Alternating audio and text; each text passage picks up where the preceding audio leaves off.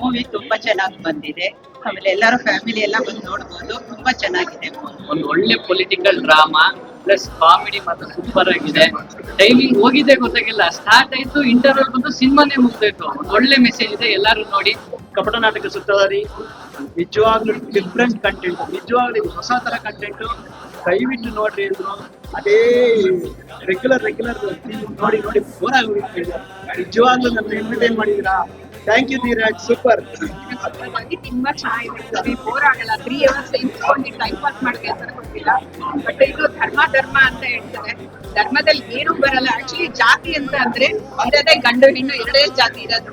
ಇಡೀ ಕರ್ನಾಟಕದಲ್ಲಿ ಹೇಳ್ತೀವಲ್ಲ, ಮುಸ್ಲಿಮ್ಸು, ಕ್ರಿಶ್ಚಿಯನ್, ಗೌಡಾಸ್ ಎಲ್ಲ ಅಂತಾರೆ. ಬಟ್ ಇರೋದೇ 2 ಜಾತಿ, ಗಂಡು ಮತ್ತೆ ಹೆಣ್ಣು ಎರಡೇ ಜಾತಿ ಇರೋದು. ತುಂಬಾ ಚೆನ್ನಾಗಿ ಮಾಡಿದ್ದಾರೆ ಕೃಷ್ಣ ಅವ್ರ ಆಕ್ಟಿಂಗ್, ಮತ್ತೆ ಧೀರಜ್ ಅವರು ತುಂಬಾ ಚೆನ್ನಾಗಿ ಮಾಡಿದ್ದಾರೆ. ಕಪಟ ನಾಟಕ ಸೂತ್ರಧಾರಿ ಹೆಸರಿಗೆ ತಕ್ಕನಾಗಿ ಇವತ್ತಿನ ಕಾಲಘಟ್ಟಕ್ಕೆ ಅದ್ಭುತವಾದಂತಹ ಒಂದು ಮೆಸೇಜ್ ಅನ್ನ ಕೊಡ್ತಾ ಇದೆ. ಇವತ್ತು ಮಾನವೀಯ ಮೌಲ್ಯ ದೊಡ್ಡದು ಅನ್ನೋದನ್ನ ಈ ತಂಡ ಹೊಸದಾಗಿ ಕೊಡ್ತಕ್ಕಂಥದ್ದು.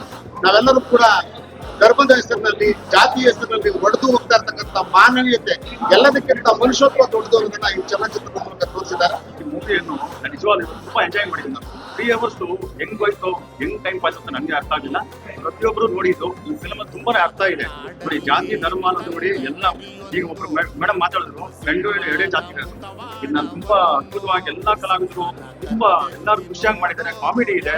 ಕಪಟ ನಾಟಕ ಸೂತ್ರಧಾರಿ ಒಂದು ಹೊಸ ಪ್ರಯತ್ನ, ಮತ್ತೆ ಹೊಸ ಗ್ರೂಪ್ ತುಂಬಾ ಚೆನ್ನಾಗಿದೆ. ಒಂದ್ ಕಡೆನೂ ಬೋರ್ ಆಗಲ್ಲ. ಮತ್ತೆ very funny, very nice and ಒಂದು ಮೆಸೇಜ್ ಇದೆ ಫಿಲಮ್ ಅಲ್ಲಿ. It's really like very good ಅನ್ಕೊಳ್ಳಿ. ಲೈಕ್ ಹೊಸ ಪ್ರಯತ್ನ, ವೆರಿ ನೈಸ್.